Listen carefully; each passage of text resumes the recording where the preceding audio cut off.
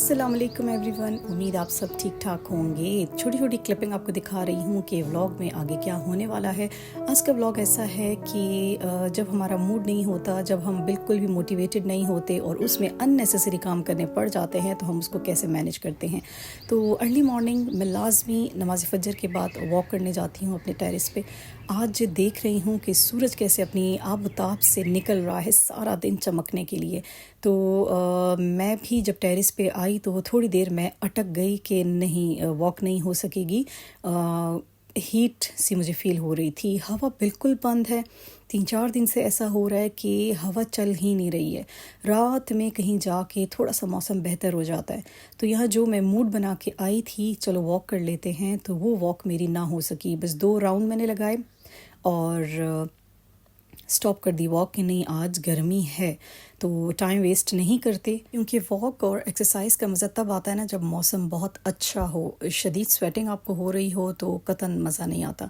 Plants का भी बहुत बुरा हाल हो रहा था। लाजमी इनको इस वक्त मैं पानी दे देती हूँ। इस वक्त दे दें तो शाम तक थोड़े फ्रेश रहते हैं बेचारे, वरना सारा दिन धूप में जलते रहते हैं। चाह के भी पॉट्स अभी तक मैं पेंट नहीं कर पाई थी। बहुत बिज़ी टाइम गुजरता है, मौका ही नहीं मिलता। तो जल्दी से मैंने बॉटल भरी और प्लांट्स को पानी देने लग गई थी। इस वक्त मैं भूल जाऊँ ना तो शाम तक पौधे ऐसे होते हैं जैसे बिल्कुल डेड हो रहे हैं। एलोवेरा की कंडीशन आप देख रहे हैं, यहाँ बहुत तेज़ धूप आती है।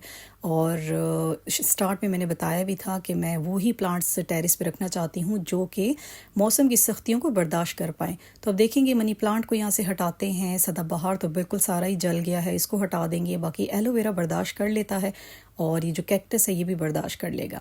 सोच रही हूँ वो क्यारी टाइप जो बड़े बड़े पॉट्स होते हैं ना वही ले आऊँ, ताकि उसी में एलोवेरा तरीके से लगा लूँ। वो पेंटेड भी होते हैं और अच्छे भी लगते हैं। अच्छा, यहाँ मैना शोर कर रही है। इस बेचारी के पैर को बिल्ली मेरे सामने उचक के ले गई और मैं कुछ नहीं कर पाई। खैर ये तो चलता रहता है। हेल्पर आ गई थी। ये है बात का टाइम। बात का टाइम मीन्स कि 11 बजे का टाइम है। ये काम मुझे इतना भी अननेसेसरी लग रहा था ना कुछ दिनों से। शू कबर्ड को अरेंज करना और इसमें जो विंटर्स के सारे शूज़ वगैरह पड़े हैं उनको हटा के समर्स के रखना।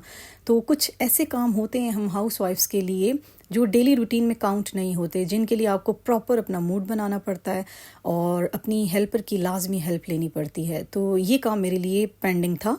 सारे शूज़ मैंने हटा दिए थे विंटर्स के, क्लीन करवा ली थी ये पूरी कबर्ड। लेकिन हस्बैंड के ये कैनवस मैंने रहने दिए थे। कैनवस हैं, स्केचर्स हैं, जो भी हैं, सॉरी अगर मैं गलत कह रही हूँ।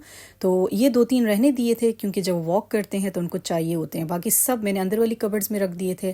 पेशावरी चप्पली यहाँ पे रख दी है। ये अब चलती रहेगी सारा समर्स। और जो सैंडल सॉफ्टीज़ वगैरह ये पहनते हैं ये समर्स में चलेंगे। तो ये बड़ी कन्वीनियंट कबर्ड है मेरे लिए। हम लोग डेली बेसिस पे जो भी सैंडल्स शूज़ वगैरह यूज़ करते हैं तो मैं इसी में अरेंज करके रखती हूँ। बार बार जाके अंदर कबर्ड से लेना तो बहुत ही ज़्यादा बच्चे फिर मेस कर देते हैं। नीचे ये शेल्फ़ महत का है। महत की भी तमाम जॉगर्स और शूज़ मैंने हटा दिए हैं जो विंटर्स के थे, और समर्स के उसके सैंडल्स मैंने यहाँ पे रख दिए हैं। ये कबर्ड अच्छी हाइटेड है लेकिन काफ़ी तंग है, सिलेंड्रिकल बनी हुई है। तो जितनी ज़रूरत होती है उतनी ही पैर यहाँ पे मैं रखती हूँ। इसको भी मैं ओवर बर्डन नहीं करती। तो काफ़ी कन्वीनियंट रहते हैं सब। आराम से करीब ही उनको जो सैंडल चाहिए होता है, जो जूता चाहिए होता है मिल जाता है। तो इस तरह की चेंजेस आपको ख़ुद भी बहुत ही रिलैक्स रखती हैं। तो सबके मैंने शेल्फ़ ठीक कर दिए थे, नीट करवा दिए थे। और बच्चियों के भी मैंने यहाँ पे जॉगर्स वगैरह हटा के और खुस्सा रख दिए थे। तो ये काम मुझे बहुत ज़्यादा मुश्किल लग रहा था। हालांकि इतना ज़्यादा मुश्किल नहीं था, लेकिन ऐसे ये था मेरे लिए एक अननेसेसरी और बोरिंग काम। अच्छा, इसके बाद क्या हुआ? बच्चे जैसे ही स्कूल से आते ही मुझे ज़रूर बताइएगा क्या आप लोगों के बच्चे भी आते जाते फ्रिज का दरवाज़ा खोल के झांकते हैं कि शायद अंदर से कोई मैजिक निकल आए। मेरे बच्चों की बहुत ज़्यादा आदत है, ये मुझे बहुत चिढ़ होती है इस हैबिट से। आते ही फ्रिज में तांका झांकी शुरू हुई और साथ में थोड़ा सा दूध उन्होंने गिरा दिया। इन एक अननेसेसरी काम जिसको इस वक्त करने में मुझे बहुत ज़्यादा दिक्कत हो रही थी सच में।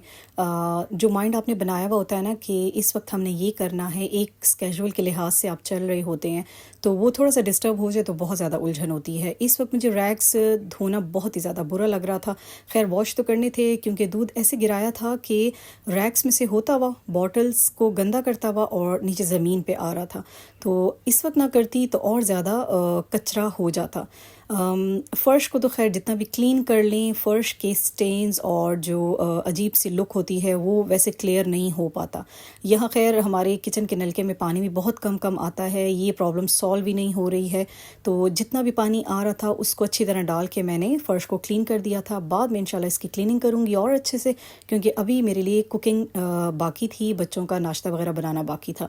تو بڑا ہی فٹیگ والا دن کبھی کبھی لگتا ہے. آپ ریلیکس ہونا چاہتے ہیں کیونکہ گرمی زیادہ ہو رہی ہوتی ہے اور اتنا ہی زیادہ آپ پہ برڈن پڑنا شروع ہو جاتا ہے. تو ریکس کو ڈرائی کیا, جتنی بھی بوٹلز دروازے میں رکھتی ہوں ان کو دوبارہ دھو کے واپس لگایا. اور یہ اچھا ہے کہ ایئر ٹائٹ بوٹلز میں رکھتی ہوں, ان کے اندر نمی نہیں جاتی. اچھا, یہ ایک ٹونک میں نے بنایا ہوا ہے اپنے بالوں کے لیے, اس کو ڈیلی سپرے کرنا ہوتا ہے.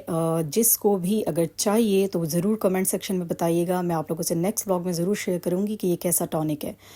تو اس کے بعد میں نے بچوں کے لیے کیا بنایا کھانے میں. رات میں نے بنائی تھی مونگ کی دال بھنی ہوئی, اور جب مونگ کی دال بن جائے یا ماش کی دال بن جائے تو بچوں کو وہ پراٹھے کے اندر بہت اچھی لگتی ہے. اور یہاں میں پراٹھا بنا رہی تھی, بس ایک ہی پراٹھے کو, جیسے موموز بنتے ہیں نا, مومو کے اندر تھوڑا سا ہم لوگ قیمہ وغیرہ رکھتے ہیں اور اس کو راؤنڈ شیپ دے دیں, ہارٹ شیپ کچھ بھی دے دیں. تو اس طرح میں پیڑے کے ساتھ کر رہی تھی, لیکن غلطی یہاں پہ یہ کی کہ بہت زیادہ اوور فل اس کو میں نے کر دیا. مجھے ڈبل پیڑا بناتے ہوئے اس وقت الجھن ہو رہی تھی, میں نہیں بنانا چاہ رہی تھی. میں چاہ رہی تھی ایک ہی پیڑے کے اندر دال رکھ کے اور فٹافٹ اس کو بیل کے اور مزیدار سا بنا کے دے دوں.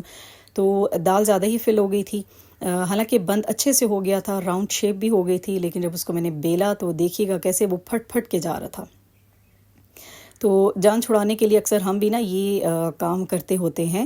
خیر مینج کرنا بھی آنا چاہیے. اب میں جیسے ہی اس کو تھوڑا سا ڈرائی آٹا ڈال کے بیلوں گی تو وہ پھٹنا شروع ہو جائے گا, کیونکہ یہ پراٹھا بنانے کا صحیح طریقہ نہیں ہے. اگر ایسا آپ نے بنانا ہے تو اس کو زیادہ فل نہ کریں.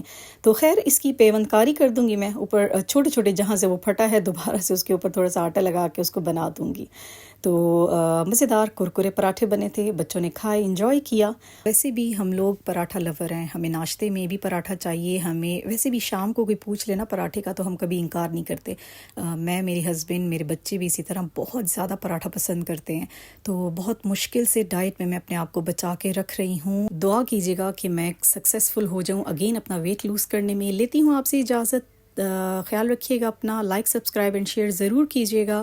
ٹیک کیئر اینڈ اللہ حافظ.